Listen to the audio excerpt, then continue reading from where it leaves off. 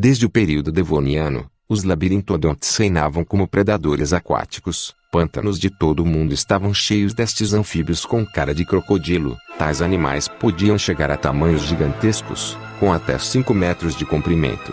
Seu sucesso evolutivo transbordava pelas eras, até chegar à grande morte do Permiano. Rapidamente a variedade dos labirintodontes caiu. Durante o Triássico eles ainda conseguiam se manter estáveis. Mas então, no fim do período, surgiram novas criaturas do que iriam ocupar o nicho dos labirintodontes, os crocodilos, répteis mais bem adaptados que os anfíbios, pois, ao invés dos labirintodontes, os crocodilos não precisavam da água para a reprodução da casca de seus ovos. E assim começou-se a competição destes dois predadores. Avançando no tempo em alguns milhões de anos, no Cretáceo inferior a 120 milhões de anos, na atual Austrália, nos deparamos com um triste cenário. Após os crocodilos tomarem o mundo, o último dos labirintodontes se protegem da competição pelo frio círculo antártico, pois estes répteis não se sentem confortáveis em climas frios. E é aqui onde a nossa história começa, bem perto do final. A história dos Colazuchus.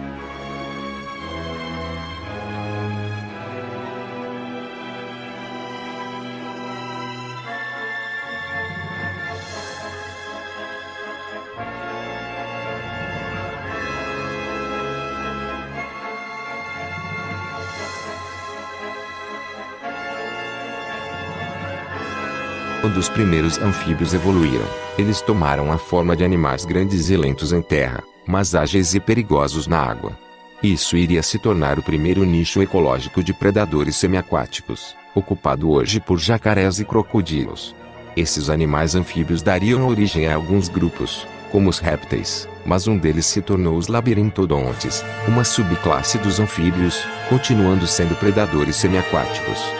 O grupo dos labirintodontes foi nomeado pela estrutura interna de seus dentes que lembram um labirinto, por isso o nome labirinte, de inglês labirinto, e dont, dente em grego, e eles tinham a aparência de salamandras gigantes com dentes estupidamente grandes, que em alguns casos podiam até atravessar o crânio. Eles reinaram até a grande extinção do fim do Permiano. Eles caíram drasticamente durante este período, mas quando eles estavam se recuperando no Triássico, os crocodilos evoluíram. A competição pelo poder com esses animais era acirrada. Eles eram bem mais adaptados que os labirintodontes, já os anfíbios tinham a dominância por bastante tempo. Após o Triássico, foram reportados alguns labirintodontes no Jurássico inferior na Austrália, como Siderops skelly, descrito no artigo de Lasti Labyrinthodont. Em 1983 e o Australopeloro adleuti, descrito em 1941. Outros casos foram reportados no Jurássico superior, como Gobiops desertus, encontrado no deserto de Gobi, na Mongólia, e descrito em 1991. Durante o Jurássico, crocodilos começaram a dominar o mundo, deixando os labirintodontes para trás. Sua extinção estava prestes de acontecer, se não fosse por um detalhe. Os crocodilos são animais de sangue frio, e preferem lugares quentes, para poderem se aquecer. Já os anfíbios não precisam regular sua temperatura desta forma, e então estão possibilitados de viver em climas mais frios. Por isso muita competição foi evitada com os últimos labirintodontes em regiões antárticas, como a Austrália, Nova Zelândia e Antártica, que eram o único continente na época, e os crocodilos nas regiões mais quentes, que eram literalmente qualquer outro lugar no mundo. Aos poucos a variada fauna de predadores aquáticos foi diminuindo na Austrália, até restar a última espécie de labirintodonte conhecida, Colazuchus cleelandi.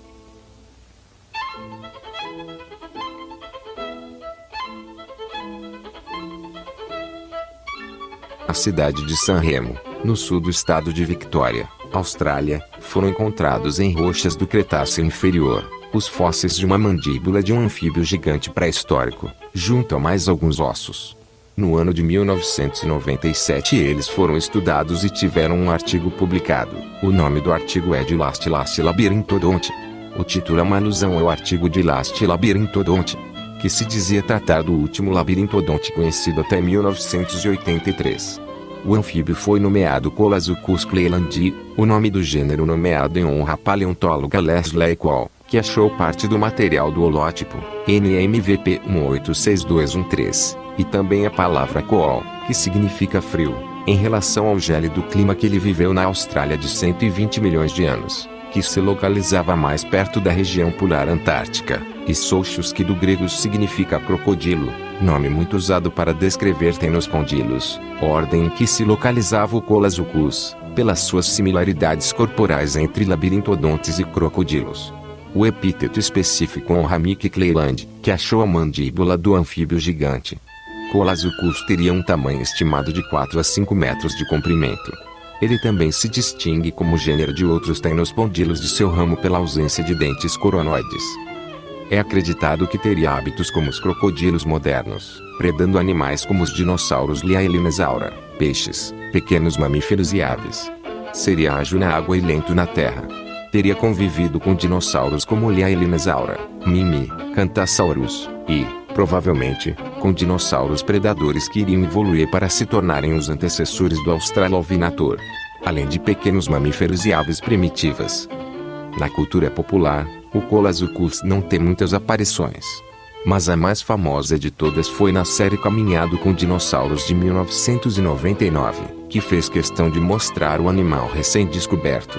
Outra peça de mídia que representou Colazuchus foi o filme Dinossauros do ano 2000, feito pela Disney, que em uma pequena cena da abertura mostrou um grande anfíbio aquático de cabeça redonda e achatada, obviamente o Colazuchus, bem legal da parte deles.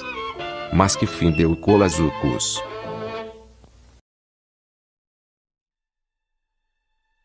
Colazuchus estava protegido da competição com crocodilos pelo Círculo Frio Antártico, mas quando o clima começou a esquentar, há 110 milhões de anos, crocodilos começaram a aparecer no registro fóssil da Austrália, mas o Colazuchus não.